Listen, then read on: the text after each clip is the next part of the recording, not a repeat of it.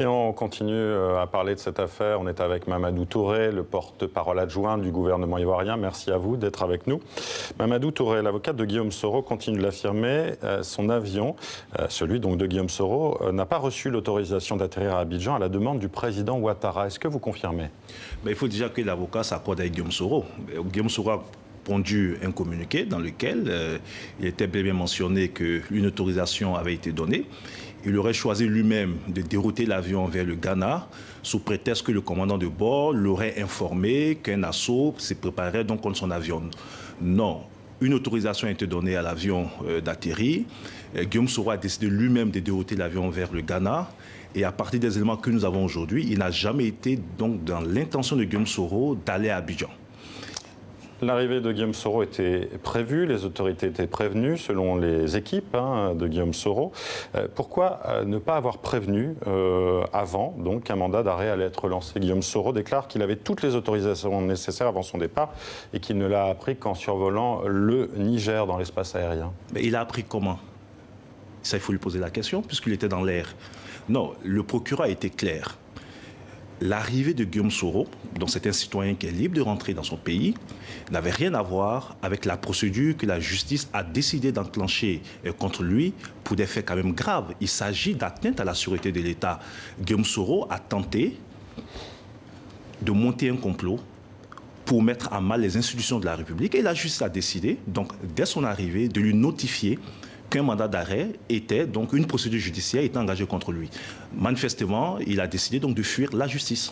Ce mandat d'arrêt qui tombe le jour où Guillaume Soro doit arriver en Côte d'Ivoire, est-ce qu'il s'agit d'une coïncidence ou d'une machination politique, comme l'affirme la défense de Guillaume Soro? Attendez, une machination politique, c'est ce que dit la défense de Guillaume Soro. Mais c'est du dilatoire. Est-ce que parce qu'on est un homme politique, on est au-dessus des lois de son pays? Vous êtes dans des démocraties, ici en Occident. Ici, se trouvent bien des hommes politiques qui sont inculpés pour des affaires. Il faut revenir au fond de l'affaire et non aller dans le dilatoire. Guillaume Soro a-t-il préparé ou non un coup d'État contre la Côte d'Ivoire, contre les institutions? Afoussi reconnaît que l'audio est réel. Mais qu'elle date de 2017. Mais elle reconnaît déjà... Et qu'elle est tronquée selon la défense. Elle n'a pas... C'est ce que dit la défense. Mais je dis, elle reconnaît que l'audio est réel. Ça, c'est une avancée.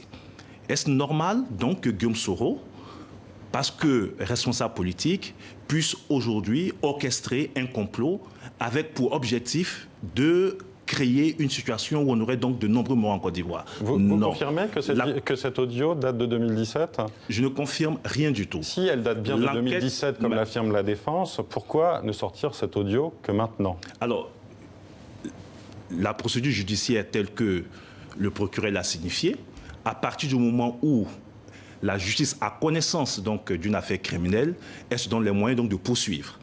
Donc, je ne rentrerai pas dans les débats de l'audio date de 2017 ou pas. Le fond du débat, est-ce que Guillaume Soro était donc en situation donc, de créer une insurrection et un coup d'État en Côte d'Ivoire? Oui. C'est à la justice de le juger dans ce cas-là. Alors, si elle a les preuves matérielles, évidemment. Mais bien évidemment, c'est pour ça d'ailleurs que Guillaume Soro doit accepter de se soumettre donc à la justice et de démontrer tous les éléments qui sont en train d'être soulevés aujourd'hui. Il a le loisir donc de le démontrer à la justice en montrant que ce qui lui est reproché est faux. Manifestement, Guillaume Soro est un personnage aujourd'hui controversé qui manifestement n'a pas renoncé avec son passé. Il a été dans un passé récent. Pourquoi controversé? Mais controversé parce que l'ambiguïté autour de l'individu qui, ici en Occident, crie à la démocratie, qui le jour crie à la démocratie, mais qui manifestement projette des projets funestes contre son pays. Et cela n'est pas acceptable pour la démocratie. Pourtant, il s'est déclaré pour la présidentielle candidat. Et dans un tweet, justement, il dénonçait la décision du pouvoir ivoirien, dès septembre 2019, de l'écarter de la course à la présidentielle en raison d'un sondage qui établissait son avance dans les intentions de vote. Mais je peux vous dire que les études que nous avons en notre possession ne lui donnent même pas 10% aux prochaines élections. Je peux vous dire qu'aux élections locales passées, Guillaume Soro a aligné 50 candidatures pour les élections municipales et régionales.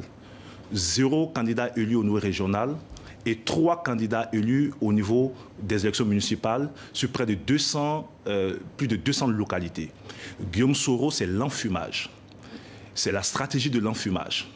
C'est de faire croire justement qu'on représente quelque chose médiatiquement alors que sur le terrain, il n'en est rien.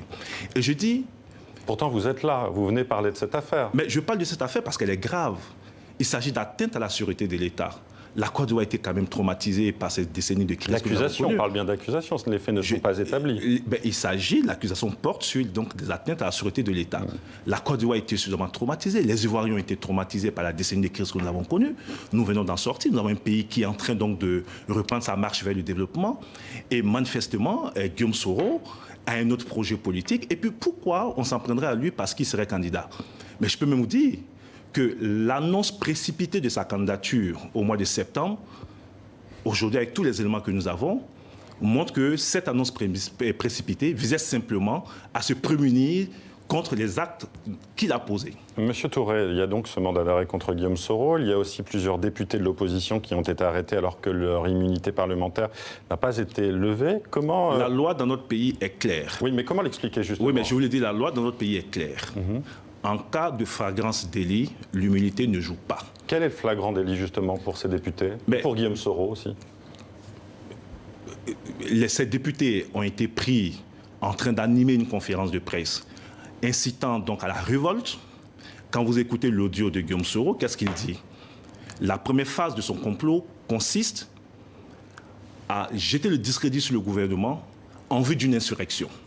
Donc le procureur a estimé que les actes posés par ces députés en complicité avec l'action militaire que Guillaume Soro voulait mener relevaient de la flagrance délit et ils ont été déférés. Est-ce qu'un enregistrement simple suffit à constituer un flagrant délit?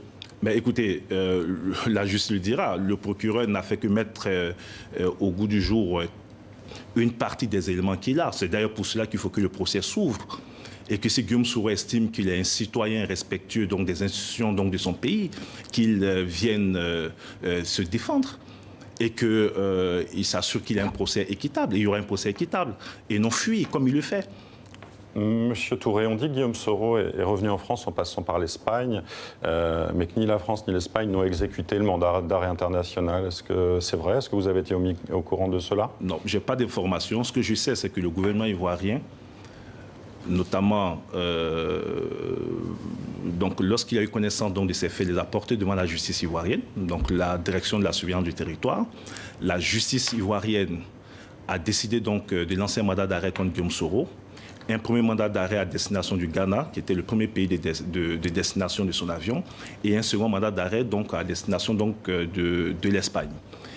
La police ivoirienne a saisi donc, Interpol, et la notice donc, rouge donc, a été donc, notifiée donc, à Interpol.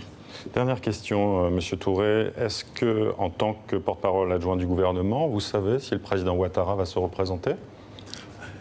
Ce n'est pas la question aujourd'hui. Le président Ouattara a tout le temps de se décider. Il a estimé que au courant de l'année prochaine, il décidera donc s'il se présente ou pas, étant entendu que la Constitution donc, ne l'empêche pas de se présenter. C'est qui la question aujourd'hui, monsieur? Mais est-ce qu'il craindrait, par exemple, s'il était candidat, la candidature de Guillaume Soro? Mais pas du tout. C'est du dilatoire.